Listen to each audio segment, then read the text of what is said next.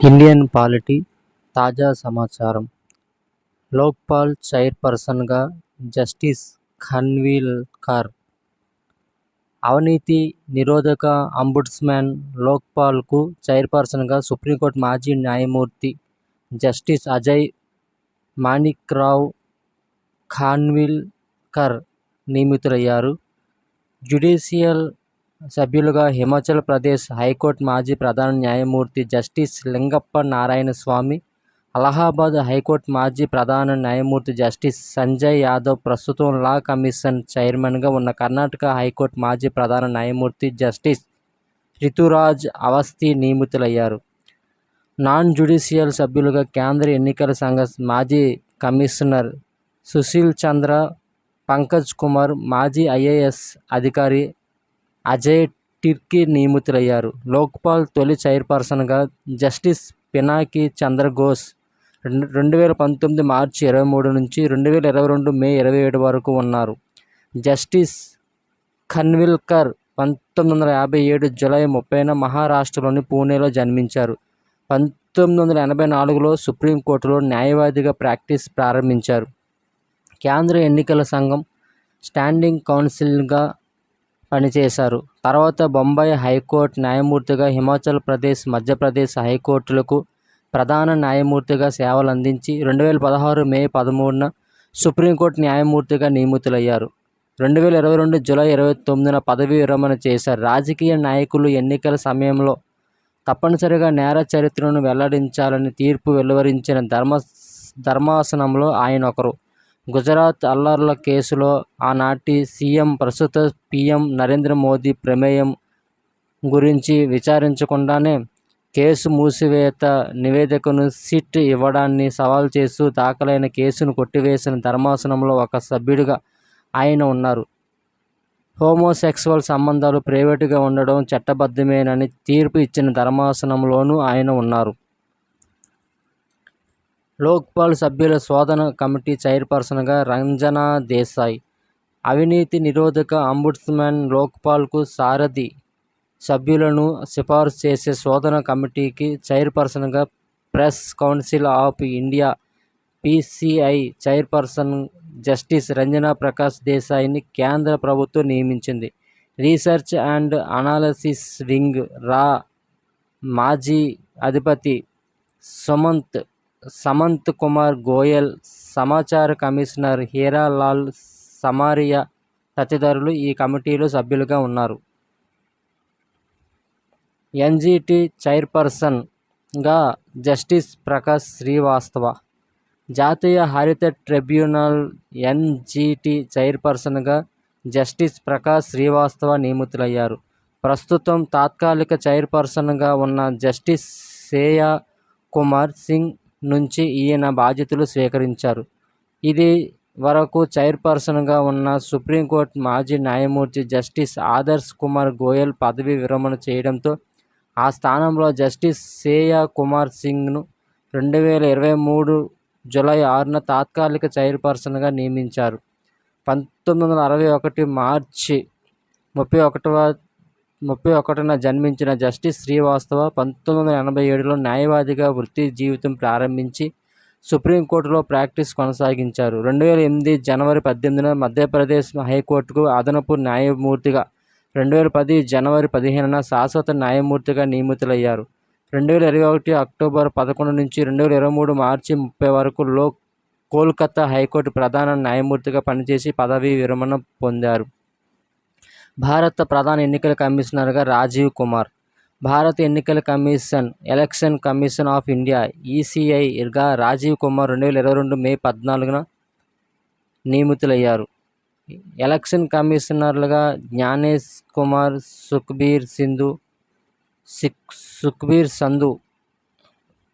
నూతన ఎలక్షన్ కమిషనర్లుగా సుఖ్బీర్ సంధు, జ్ఞానేష్ కుమార్లను 2024 మార్చి 14న కేంద్రం నియమించింది.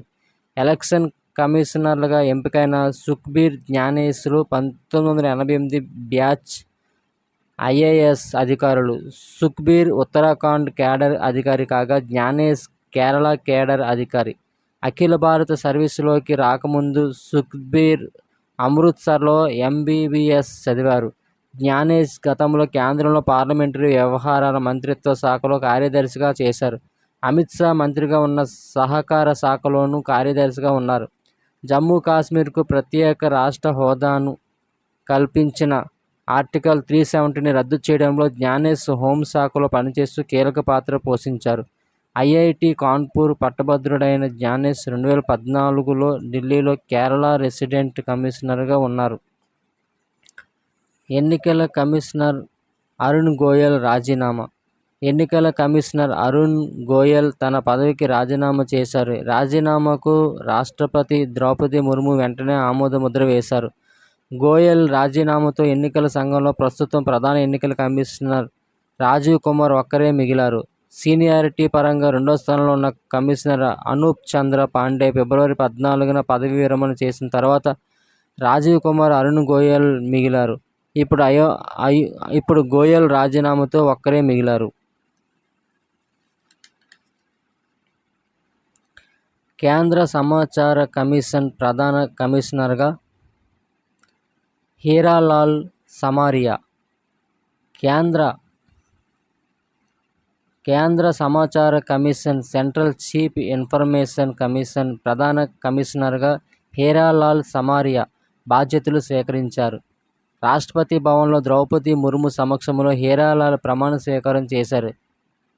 వైకే సిన్హా పదవీ కాలం 2023 అక్టోబర్ 3న ముగిసింది. రాజస్థాన్కు చెందిన హీరాలాల్ సమారియాను సిఐసి చీఫ్ కమిషనర్గా 2 ఏళ్ల కాలానికి గాను కేంద్రం నియమించింది.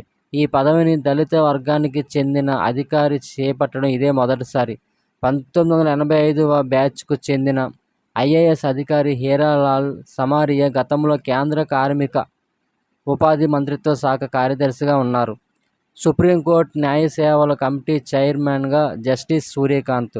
సుప్రీంకోర్టు న్యాయ సేవల కమిటీ ఎస్సీఎల్ఎస్సీ చైర్మన్గా జస్టిస్ సూర్యకాంత్ను ప్రధాన న్యాయమూర్తి జస్టిస్ సంజీవ్ ఖన్నా నామినేట్ చేశారు. ఈ మేరకు జాతీయ న్యాయ సేవల ప్రాధికార సంస్థ నల్సా నోటిఫికేషన్ విడుదల చేసింది. ఇది వరకు ఈ స్థానంలో పనిచేసిన జస్టిస్ బిఆర్ గవాయ్ అణగారిన వర్గాలకు ఉచిత న్యాయ సాయం అందించేందుకు ఉద్దేశించిన నల్సాకు ఇటీవల అధ్యక్షుడిగా నియమితులయ్యారు. జస్టిస్ అమర్నాథ్ గౌడ్కు అంతర్జాతీయ వండర్ బుక్ ఆఫ్ రికార్డులో చోటు. తెలంగాణ, త్రిపుర రాష్ట్రాల హైకోర్టుల్లో న్యాయమూర్తిగా ఉత్తమ సేవలు అందించిన జస్టిస్ టి అమర్నాథ్ గౌడ్కు అంతర్జాతీయ వండర్ బుక్ ఆఫ్ రికార్డులో చోటు దక్కింది. 2017 నుంచి 2024 వరకు తెలంగాణ, త్రిపుర హైకోర్టులో న్యాయమూర్తిగా జస్టిస్ అమర్నాథ్ గౌడ్ 91,157 కేసులు పరిష్కరించి రికార్డు నెలకొల్పారు. కాంపిటీషన్ కమిషన్ ఆఫ్ ఇండియా చైర్పర్సన్గా Ravneet Kaur. Competition commission of India CCI చైర్పర్సన్గా రవనీత్ కౌర్ను కేంద్ర ప్రభుత్వం నియమించింది. సిసిఐకు పూర్తి స్థాయి చైర్పర్సన్గా ఓ మహిళ బాధ్యతలు చేపట్టడం ఇదే మొదటిసారి. ఈమె 1988 పంజాబ్ కేడర్ ఐఏఎస్ అధికారి. ఆర్ఏడబ్ల్యూ అధిపతిగా రవి సిన్హా. ఛత్తీస్గఢ్ కేడర్కు చెందిన 1988 బ్యాచ్ ఐపీఎస్ అధికారి రవి సిన్హాను భారత నిఘా విభాగమైన research and analysis wing RAW అధిపతిగా ప్రభుత్వం నియమించింది. ప్రస్తుతం చీఫ్గా పనిచేస్తున్న సమంత్ కుమార్ గోయల్ పదవీ కాలం 2023 జూన్ 30తో ముగిసిన నేపథ్యంలో ఆయన స్థానంలో సిన్హా బాధ్యతలు చేపట్టారు. ఆయన 2 ఏళ్ల పాటు పదవీలో కొనసాగనున్నారు. సోలిసిటర్ జనరల్గా తుషార్ మెహతా. తుషార్ మెహతా భారత సోలిసిటర్ జనరల్గా మళ్లీ నియమితులయ్యారు. 2018 అక్టోబర్ 10న మొదటిసారిగా సోలిసిటర్ జనరల్గా నియమితులైన తుషార్ మెహతా పదవీ కాలాన్ని ప్రభుత్వం ఇప్పటికే 2 సార్లు పొడిగించింది. 2026 జూన్ 30వ తేదీ వరకు సోలిసిటర్ జనరల్గా తుషార్ మెహతా ఉంటారు. సిబిఐ నూతన డైరెక్టర్గా ప్రవీణ్ సూద్. కేంద్ర దర్యాప్తు సంస్థ సిబిఐ కొత్త డైరెక్టర్గా ప్రవీణ్ సూద్ ఎంపికయ్యారు. ఈయన 2 ఏళ్ల పాటు సిబిఐ డైరెక్టర్గా కొనసాగనున్నారు. 1986 ఐపీఎస్ బ్యాచ్కు చెందిన ప్రవీణ్ సూద్ ప్రస్తుతం కర్ణాటక డీజీపీగా పనిచేస్తున్నారు. 2021 మే 26న సిబిఐ డైరెక్టర్గా బాధ్యతలు స్వీకరించిన సుబోధ్ కుమార్ 2 ఏళ్ల పదవీ కాలం 2023 మే 25న పూర్తయింది. లా కమిషన్ చైర్పర్సన్గా జస్టిస్ రితురాజ్ అవస్థి. కర్ణాటక హైకోర్టు విశ్రాంత ప్రధాన న్యాయమూర్తి జస్టిస్ రితురాజ్ అవస్థిని 22వ లా కమిషన్ చైర్పర్సన్గా నియమితులయ్యారు. Justice KT Sankaran, professor Anand Paliwal, professor DP Verma, professor Raka Arya, M కరుణానిధులు లా కమిషన్ సభ్యులుగా నియమితులైనారు. యూపీఎస్సీ కొత్త చైర్పర్సన్గా ప్రీతి సుదాన్. కేంద్ర ఆరోగ్య శాఖ మాజీ కార్యదర్శి Preeti Sudan union public service commission UPSC చైర్పర్సన్గా బాధ్యతలు స్వీకరించారు. మాజీ చైర్పర్సన్ మనోజ్ సోని వ్యక్తిగత కారణాలతో రాజీనామా చేయడంతో ఈ పదవి ఖాళీ అయ్యింది. ఈమె ఏప్రిల్ 29, 2025 వరకు ఈ పదవిలో కొనసాగుతారు. ప్రీతి సుదాన్ 1983 బ్యాచ్కు చెందిన ఐఏఎస్ అధికారిని. ఆంధ్రప్రదేశ్ కేడర్కు చెందిన ఈమె లండన్ స్కూల్ ఆఫ్ ఎకనామిక్స్ నుండి economics and social policy and ప్లానింగ్లో డిగ్రీలు పొందారు. ఈమె ప్రపంచ బ్యాంకులో సలహాదారుగా కూడా పనిచేశారు. ఎన్ఐఏ చీఫ్గా సదానంద్ వసంత్. జాతీయ దర్యాప్తు సంస్థ ఎన్ఐఏ చీఫ్గా మహారాష్ట్ర తీవ్రవాద వ్యతిరేక దళం ఏటీఎస్ చీఫ్ సదానంద వసంత్ నియమితులయ్యారు. 2026 డిసెంబర్ 31 వరకు ఆయన ఈ పదవిలో కొనసాగనున్నారు. ఎన్ఐఏ ప్రస్తుత చీఫ్ దినకర్ గుప్తా పదవీ కాలం 2024 మార్చి 31తో ముగిసింది. కులగణన ఒక చారిత్రాత్మక అవసరం. కులగణన ఒక చారిత్రక అవసరం. ఎస్సీ ఎస్టీలకు రాజ్యాంగంలోనే విద్యా ఉపాధి రిజర్వేషన్లు కల్పించారు.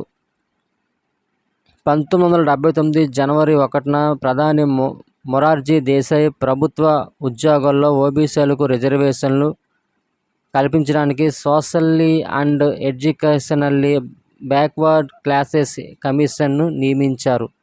స్వల్పకాలం బీహార్ ముఖ్యమంత్రిగా పనిచేసిన బిందేశ్వరి ప్రసాద్ మండల్ను చైర్మన్గా నియమించడంతో దానికి మండల్ కమిషన్ అనే పేరు వచ్చింది. 2 ఏళ్ల పరిశీలన తర్వాత 1980 డిసెంబర్ 31న అప్పటి ప్రధాని ఇందిరాగాంధీకి బీపీ మండల్ తన నివేదికను సమర్పిస్తూ ఓబీసీలకు 27% రిజర్వేషన్ కల్పించాలని సిఫారసు చేశారు. ఇక్కడ ఓ విచిత్రం ఉంది. మండల్ కమిషన్ ఓబీసీలకు 27% రిజర్వేషన్ ఇమ్మంది కానీ కులగణన నిర్వహించమనలేదు. బ్రిటిష్ కాలపు రికార్డుల ప్రకారం దేశంలో బీసీల జనాభా 54% ఉంటుందని అంచనా వేసి అందులో 50% అనగా 27% రిజర్వేషన్ కల్పించాలని సిఫారసు చేసింది. ఓబీసీ రిజర్వేషన్ల కేసు మీద అంతిమ తీర్పు రాకముందే 1990 ఆగస్టు 7న అప్పటి ప్రధాని వీపీ సింగ్ మండల్ కమిషన్ సిఫార్సుల్లో కొన్నిటిని అమలు పరచబోతున్నట్టు ప్రకటించారు. బీజేపీ అధ్యక్షులు ఎల్కే అడ్వాణీ 1990 సెప్టెంబర్ 25న సోమనాథ్ నుండి అయోధ్య వరకు 35 రోజుల రామ్ రథయాత్ర మొదలుపెట్టారు. దీనికి 2 లక్ష్యాలున్నాయి. మొదటిది, మండల్ కమిషన్ సిఫార్సుల అమలును అడ్డుకోవడానికి ఏకంగా వీపీ సింగ్ ప్రభుత్వాన్ని పడగొట్టడం. రెండోది, ముస్లింల మీద ద్వేషాన్ని రెచ్చగొట్టి హిందూ ఓటు బ్యాంకును సమీకరించడం.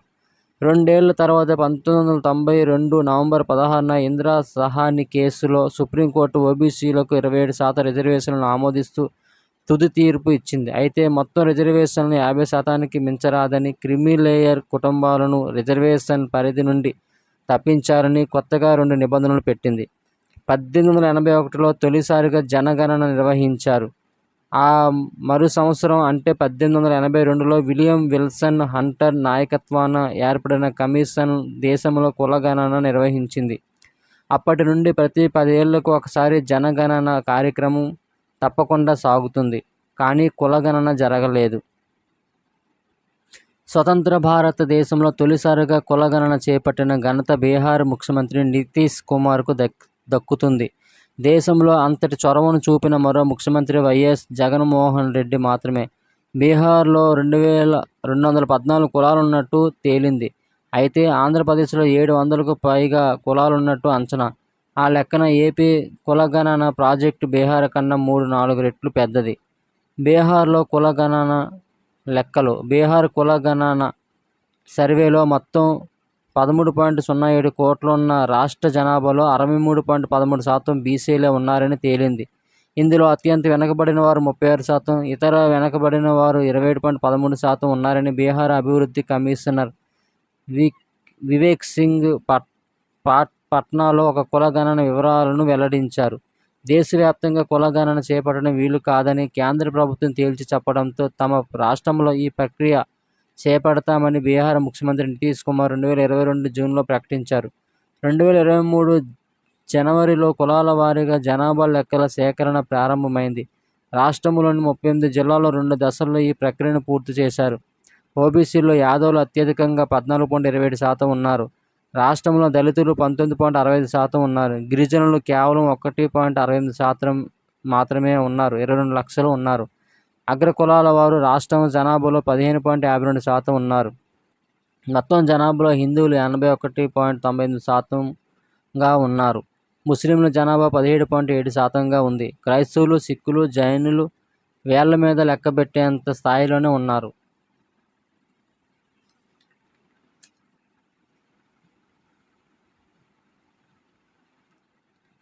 జస్టిస్ డివై చంద్రచూడ్ ఇచ్చిన కీలక తీర్పులు. అత్యున్నత న్యాయస్థానం సుప్రీంకోర్టుకు మన దేశంలో రాజ్యాంగపరంగా ఉన్నతమైన గౌరవం ఉంది. సుప్రీంకోర్టు తీర్పులు యావత్తు సమాజంతో పాటు పలు రంగాలపై తీవ్ర ప్రభావం చూపెడుతుంటాయి. అటువంటి కీలకమైన తీర్పులు సుప్రీంకోర్టు ప్రధాన న్యాయమూర్తి జస్టిస్ డివై చంద్రచూడ్ వెల్లడించారు. ఆయన ఇచ్చిన తీర్పులు కొన్ని.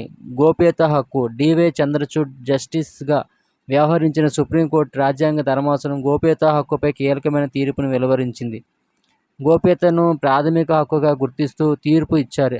ఈ తీర్పు రాజ్యాంగం వ్యక్తిగత గోప్యతకు కల్పించే రక్షణ ప్రాధాన్యతను తెలియజేస్తుంది. స్వలింగ సంపర్కం నేరం కాదు.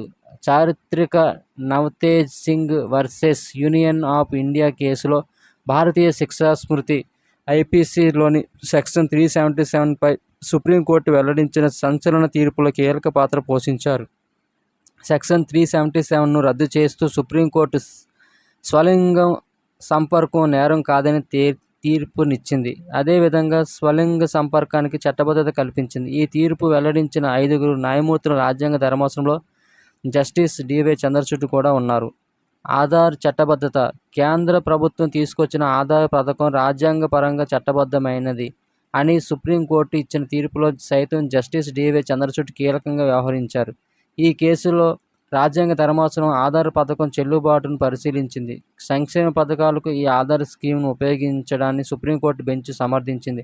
అయితే ప్రభుత్వ పథకాల్లో ఇతరత్ర కార్యక్రమాల్లో ప్రజలు సమర్పించిన ఆధార్ డేటా రక్షణ, గోప్యత, భద్రత అవసరాన్ని కూడా కోర్టు గుర్తు చేసింది. ఢిల్లీ ప్రభుత్వం వర్సెస్ లెఫ్టినెంట్ గవర్నర్. ప్రధాన న్యాయమూర్తి జస్టిస్ డివై చంద్రచూడ్ నేతృత్వంలోని ధర్మాసనం 2023 మే 11న ఢిల్లీ ప్రభుత్వం వర్సెస్ లెఫ్టినెంట్ గవర్నర్ కీలక తీర్పు ఇచ్చింది. దేశ రాజధానిలో ఇండియన్ అడ్మినిస్ట్రేటివ్ సర్వీస్ ఐఏఎస్ సేవలపై ఢిల్లీ ప్రభుత్వానికి నియంత్రణ ఉంటుందని పేర్కొంది. రాజధాని పరిధిలోని భూములు, పోలీసు వ్యవస్థ, శాంతి భద్రత విషయంలో ప్రభుత్వ నియంత్రణ ఉండదని తెలిపింది. ప్రజల చేత ఎన్నుకోబడిన ప్రభుత్వం లెఫ్టినెంట్ గవర్నర్ అధికారులను పంపిణీ చేయడంలో జస్టిస్ చంద్రచూడ్ వెల్లడించిన తీర్పు కీలకంగా మారింది. మహారాష్ట్ర రాజకీయ సంక్షోభం.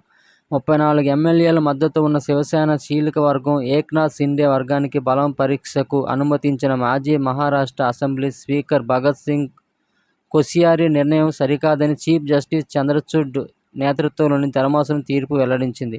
ఇటువంటి సందర్భాల్లో సదరు విషయం తీవ్రతను పరిగణలోకి తీసుకోవాలని సుప్రీంకోర్టు ధర్మాసనం పేర్కొంది. జస్టిస్ డివై చంద్రచూడ్ వెల్లడించిన తీర్పులో రాజ్యాంగ నియమాలు, వ్యక్తిగత హక్కులు, న్యాయం ప్రాధాన్యంగా కనిపిస్తాయి. సిజేఐ జస్టిస్ డివై చంద్రచూడ్ భారతదేశ 50వ ప్రధాన న్యాయమూర్తిగా 9 నవంబర్ 2022 ప్రమాణ స్వీకారం చేశారు. సుప్రీంకోర్టు 1950-2024 మధ్య వెలువరించిన 36,000 పైచిలుకు తీర్పుల తర్జుమా. న్యాయ విద్యా కోర్సులను మారుమూల గ్రామీణ ప్రాంతాల్లోనూ అందుబాటులోకి తేవాల్సిన అవసరం ఉందని సుప్రీంకోర్టు ప్రధాన న్యాయమూర్తి సిజేఐ జస్టిస్ డివై చంద్రచూడ్ అన్నారు. ఇంగ్లీష్ మాట్లాడని విద్యార్థులను సైతం న్యాయ విద్యలో భాగస్వాములను చేయాలన్నారు. ప్రయాగ్రాజ్లోని డాక్టర్ రాజేంద్ర ప్రసాద్ నేషనల్ లా యూనివర్సిటీలో 2024 ఫిబ్రవరి 18వ తేదీ జరిగిన కార్యక్రమంలో ఆయన ప్రసంగించారు. ఇటీవల 5 లా యూనివర్సిటీల్లో ఓ సర్వే చేపట్టాం. విభిన్న భాషా నేపథ్యాల నుంచి వచ్చే విద్యార్థులు కేవలం ఇంగ్లీషులో మాట్లాడలేకపోవటమే కారణంతో ఈ యూనివర్సిటీల్లో ప్రవేశాలు పొందలేకపోతున్నట్లు సర్వేలో తేలింది అని సిజేఐ వెల్లడించారు. భాషాపరమైన అవరోధాలను అధిగమించేందుకు భాషిని సాఫ్ట్వేర్ అందుబాటులో ఉందన్నారు. ఇందులో సుప్రీంకోర్టు 1950, 2024 మధ్య వెలువరించిన 36,000 పైచిలుకు తీర్పులను తర్జుమా చేసి ఇందులో పొందుపరిచి ఉన్నాయన్నారు. జిల్లా స్థాయి కోర్టుల్లో ఇంగ్లీష్ మాట్లాడలేని న్యాయవాదులకు ఇది ఎంతగానో ఉపకరిస్తుందని చెప్పారు. న్యాయ విద్యను హిందీలో బోధిస్తే ఉత్తమ విద్యార్థులు తయారవుతారని వర్సిటీ యంత్రాంగానికి ఆయన సూచించారు.